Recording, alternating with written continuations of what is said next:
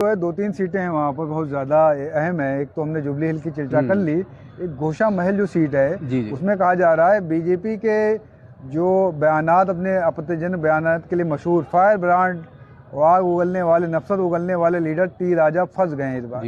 इस बार ऐसा लग रहा है चुनाव हार भी सकते हैं। और बीआरएस ने वहाँ बड़ी मेहनत की है।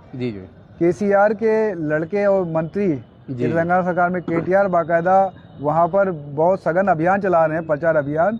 और ओवैसी की पार्टी भी कोशिश में है वहाँ पर कि कुछ ज़्यादा पोलिंग कराई जाए मुस्लिम की, ताकि टी राजा के लिए मुश्किल हो। लेकिन एक इन जो बीआरएस और जो उसकी लड़ाई है बीजेपी की टी राजा की, उसके बीच कांग्रेस वोट कटवा की भूमिका में बताई जा रही घोषा महल में। तो आप कैसे देखते हैं घोषा महल सीट को? देखिए, कांग्रेस वहाँ एक मजबूत कैंडिडेट भी है जिनका नाम मोगली सुनीता है। मेरा सवाल ये है कि उनके आने से, कांग्रेस कैंडिडेट से इनको नुकसान है, बीआरएस को नुकसान है कि बीजेपी को नुकसान है? देखिए, ये तो वक्त बताएगा, 2-3 तारीख बताएगी। कांग्रेस नुकसान पहुंचाती है क्योंकि कांग्रेस की तो राज्य में लहर बता रहे लोग, तो हो सकता है कि बीआरएस वोट कटवा पार्टी साबित हो जाए। एक चीज़ बहुत बड़ी है, केमिस्ट्री एक होती है एक चीज़।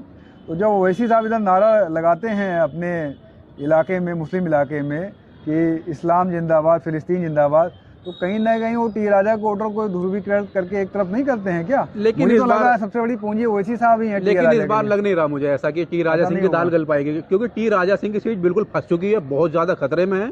उसकी प्रमुख कुछ वजह हैं, क्योंकि भाजपा राज्य की सत्ता की लड़ाई से तो बिल्कुल बाहर हो चुकी है। तो लोगों को लगता है कि बेवजह एक अपना ऐसा एमएलए चुने जिसकी सरकार बननी नहीं है, तो ऐसी पार्टी को वोट दिया जाए जिसकी पार्टी राज्य में बन सकती, सरकार बना सकती है। इसमें मुझे एक फीडबैक मिला है जो टी राजा के चुनाव को देख रहे हैं, उनका ये कहना है इस बार जो हिंदू पब्लिक है उसमें भी बड़ा ज़्यादा इनके खिलाफ विरोध हो गया टी राजा के खिलाफ, क्योंकि टी राजा ने कोई काम नहीं किया स्थानीय स्तर पे, ना वो लोगों से मिलते हैं, खाली 1-2 बयानात दे देते हैं साल में या 6 महीने में, जिसके बल पे वो हिंदू वोटों को एकजुट करके चुनाव जीतते रहे। लेकिन इस बार शायद लोग वोट देने वाले भी थक चुके हैं। कमाल की एक चुनाव में कमाल की बात यह है कि टी राजा सिंह मुसलमानों को अपनी तरफ खींचने का काम कर रहे हैं। वो बता रहे हैं कि ओवैसी जो है तुम्हारा पॉलिटिकल लीडर नहीं है, वो पॉलिटिकल डीलर है। वो भी टी राजा सिंह मुस्लिम मोहल्लों में जाकर भाजपा के लिए वोट मांग रहे हैं। नहीं तो ये उनकी कमजोरी दर्शा रहा है कि इससे पहले कभी गए नहीं थे वोट मांगने।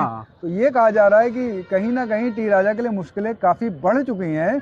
अब नतीजे क्या आते हैं? और एक चीज और बता रहे हैं इस सीट के बारे में कि जिस समुदाय की पोलिंग ज़्यादा होगी, अगर मुस्लिम समुदाय की पोलिंग ज़्यादा होगी टी राजा के लिए मुश्किल हो जाएगी। लेकिन अगर पोलिंग उन्होंने अपने बयानात से या किसी तरह से मोबिलाइज कर लिया अपने वोटर को, तो चुनाव के नतीजे फिर टी राजा के पक्ष में भी आ सकते हैं। उसके बारे में कुछ कहा नहीं जा सकता। देखिए, मुझे इसमें मेरा एक विश्लेषण है, उसमें यह है कि इस घोषा महल सीट पे लगभग 43% मुसलमान भी हैं और 15 से 16% आबादी दलित और एसटी समुदाय की भी है। जो मतलब पिछली बार जो एससी एसटी समुदाय कांग्रेस से बीआरएस में बढ़ जाता था, वो इस बार ऐसा लगता है कि बीआरएस की तरफ एकजुट है।